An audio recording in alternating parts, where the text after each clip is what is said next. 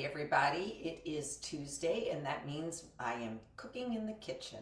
Today I'm a little bit later than usual. Usually I'm here at 2 o'clock. Today we're doing 3:30. But today we're going to be making a wonderful dish using turnips in a white cream sauce with roasted garlic. I just realized I didn't take my turnips out of the refrigerator, so I'll have to go get those in a minute. But I can just start off by saying this is a great way, if you're dairy free, to get a nice creamy white sauce. And you can use this not just on turnips, but on any vegetable that you would like. It's great on broccoli, cauliflower, you could do it on green beans, even maybe asparagus. I've never tried it on asparagus, but that might be a good one to try as well. So the trick with this one is the main ingredient for the sauce are raw cashews. Raw is important so that it blends up nice and smoothly. The other thing too is you can try using a food processor to mix up the nuts because they get blended up into a creamy sauce, but it doesn't go as well. Using a blender is better because it just pulverizes it better. So to get started, what I'd like to do, I've got my saute pan here heating up. I'm going to start by actually roasting my garlic. I've got a couple of teaspoons of oil there. I'm going to wait for that to heat up a moment. And while that's happening, I'm going to smash my garlic cloves. Now, this is a new little gizmo that I have for removing the skin from the outside of the garlic. Basically, just roll it and the skin should come right off. Yes, here we go. Very good. Still a little bit on here.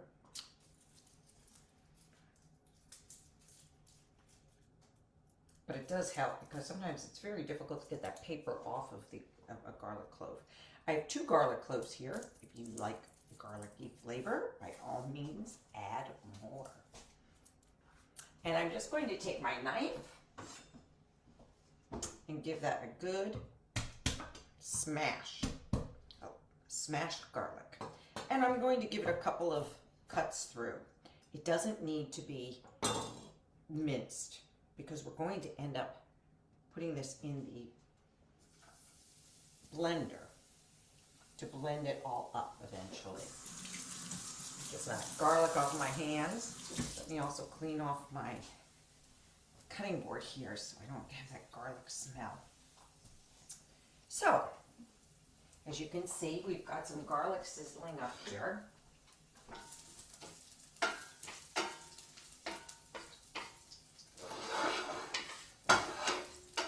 And I'm just going to let that brown a little bit and start to soften.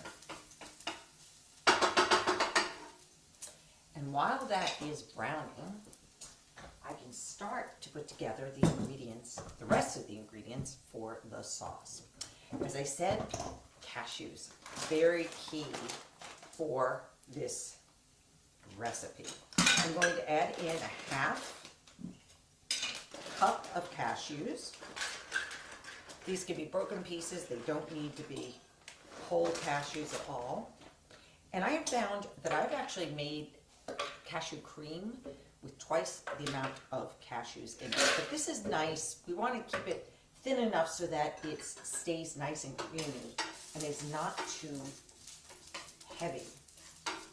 I'm going to take my garlic, which you can see now, off of the heat so it doesn't burn. And I'm going to add in a cup of water. So 2-to-1, ratio of 2-to-1 water to cashews. Just want to make sure. There we go, perfect. I'm going to add in 2 teaspoons of Dijon mustard.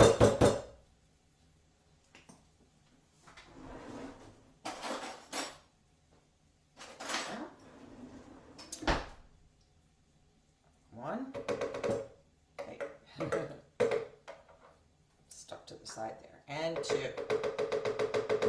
Again, if you like a lot of strong Dijon flavor, you can add more. That's the beauty of cooking your own foods. All right. I'm going to add in about a teaspoon of salt. And then about half as much pepper. And add in about a 1/4 teaspoon of my pepper here. And I have this pre-ground, but if you have a pepper mill, you can just grate some turns into your mix here. And I want to do a pinch of nutmeg. And I'm just going to give a little sprinkle just to give that little bit of flavor. All right, so now we have all the ingredients in here that we need. Let me go grab the base to my blender. And I'm just going to connect it right here so that you can see what it looks like and how lovely and creamy it gets. I apologize for the noise here for a minute. All right. So I'm just keeping it on low right now just to get it start to blend. And before things get going, I want to add in that garlic that I ground. I'm going to show you what that looks like. Here we go. All right, I'm going to add that right into the mix. I'm going to avoid adding the oil in and just get all those garlic bits out, which is why it's nice not to have the garlic minced, because then this way it's easy to remove it and also has time to cook through and soften a bit without burning. I'm going to turn up my speed.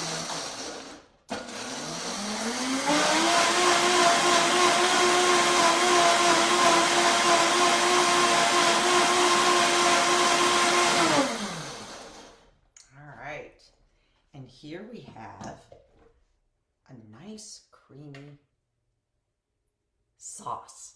Now, it's a little bit thinner than what I would like over my vegetables, but that's okay, because what we're going to do is we're going to let it cook and cook some of that liquid out as we do it. But the trick is you want to blend it long enough so that your cashews are nice and creamy. Let me go grab those turnips that I left in the refrigerator.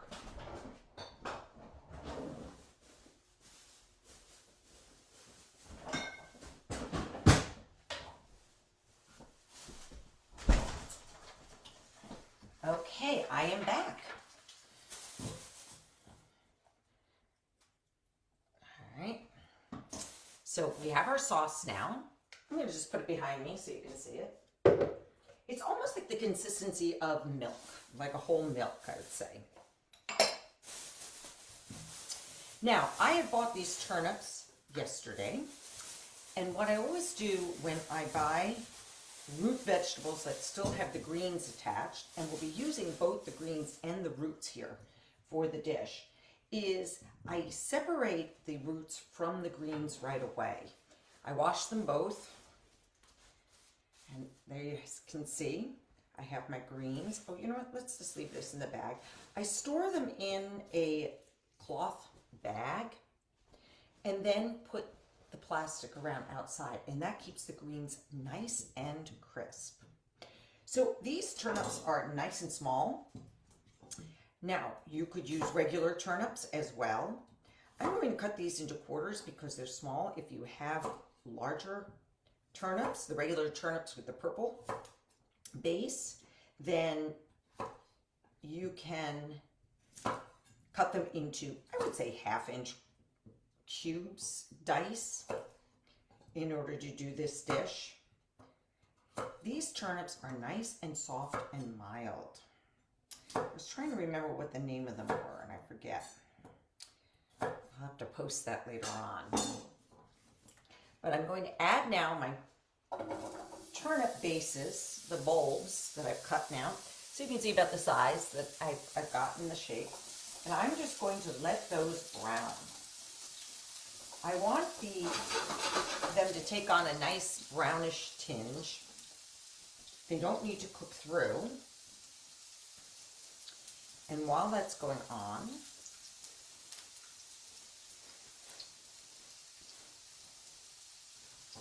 going to take maybe about 3 minutes to brown.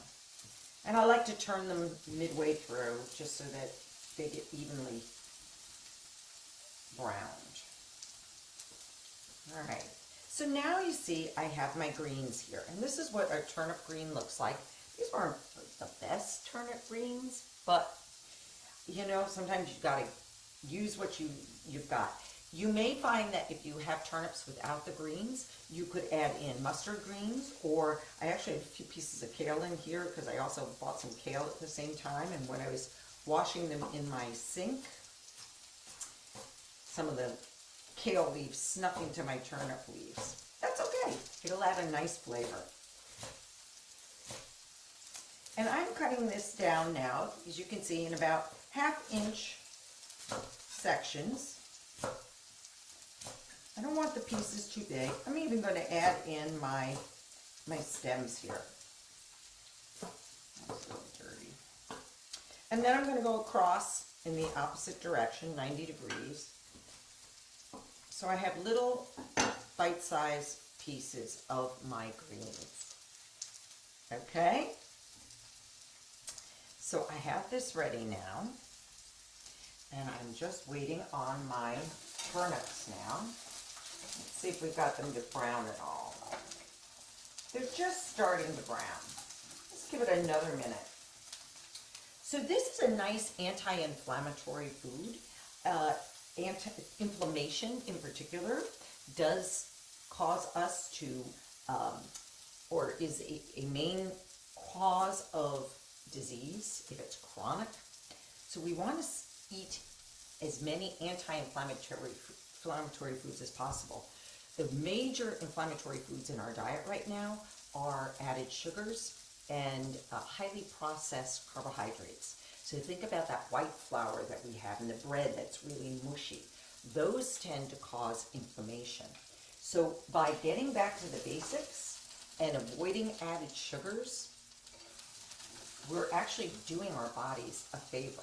And I like to think of it as anti-aging because the sugar and inflammation ages our cells. It's actually down at a cellular level. So this is a great way to stay healthy and maybe even younger looking. It's a lot to ask for a turnip, but no pressure, turnips. I'm going to let that go for a minute. All right. And then basically, we have our sauce made now. I'm just waiting for these to brown a little bit. I'm going to turn up my heat a little bit. And we'll see how that does. If you are interested in learning more about anti-inflammatory foods, or if you are curious as to what foods might be causing inflammation in your body, because everybody is different, there are different foods that we respond to differently. I actually do some, I work with a medical diagnostic lab that tests blood and help my clients by analyzing and helping them curate their diet to avoid these foods for a while and to avoid that inflammation. See how you feel. I mean, it's amazing the differences that I've seen. The other thing too is I give cooking programs. I'm going to be giving a Mediterranean cooking class tomorrow, starting tomorrow, but we'll be cooking together this Sunday. So if you're interested in learning more about that, I'll put some information about that in the comments section. In the meantime, let's see how our turnips are doing. All right, they're just beginning to brown a bit. Normally, I would say let's wait a little bit longer, but in the interest of time, I think we can go ahead and add in now our sauce. Here we go. So I'm just going to pour the sauce in. You can see how nice and creamy that is. Got a nice consistency. It's amazing how satisfying this sauce can be. I have not been doing dairy for years and years. I find that it aggravates my sinuses. The mucus, they help, form mucus and aggravate my system. So doing this, and coincidentally, when I did the blood test, dairy is one of my inflammatory foods. So I just want to show you. how nice and thick this sauce is. All right. Now I'm going to just add in those greens. Greens are highly anti-inflammatory and great for us. There's a saying that bitter is good for the liver, so it's also very good for detoxing, which the liver is the major detox organ of the body. And I'm just going to mix in now these greens. I'll turn this way so you can see. And what I want is the greens to just start to wilt.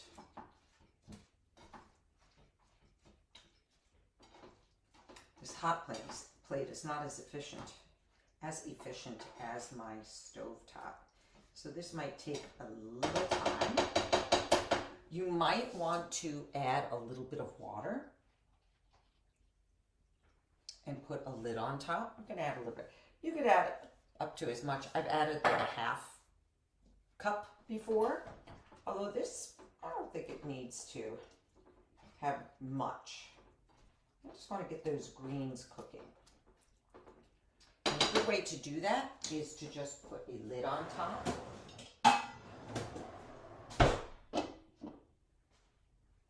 And let that go.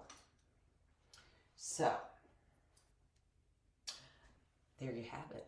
We now have our turnips nicely done. Normally, as I said, I would wait for this to cook and thicken up a little bit more. I'm going to switch it onto my back burner here. Put it on the back burner and see if I can get it to heat up a little bit more quickly so my greens will wilt. I'm also going to take off my lid now that I increase the heat so that my sauce will thicken up.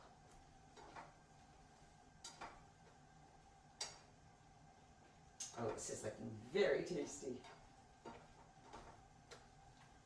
Yeah, it's amazing how much hotter my stovetop will get than that cooking top.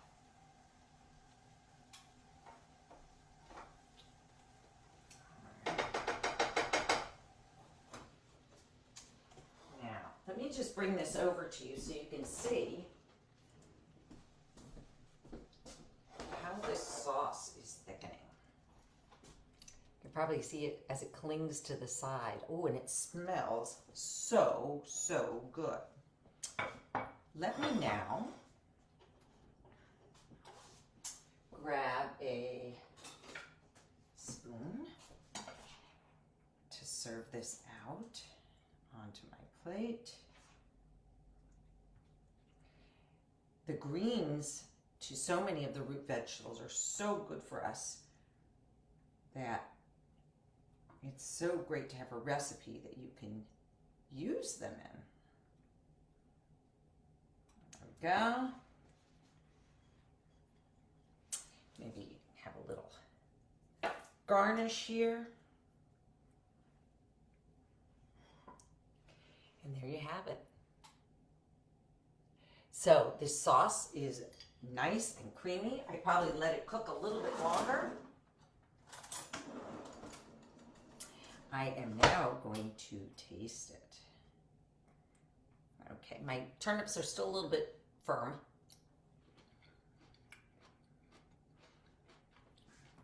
But really, really good. The Dijon mustard comes out very nicely, and that roasted garlic, so good. So, I hope you get to try this. If you're interested in learning more about inflammation and how it might be affecting your body, please, by all means, contact me. Send me a private message and I'll get back to you. I can explain to you more about the testing that I mentioned, or if you're interested in the Mediterranean diet and finding out more about how that can help you, I can talk to you about that as well. So until next week, please stay healthy, stay safe, eat well. Talk to you later. Bye-bye now.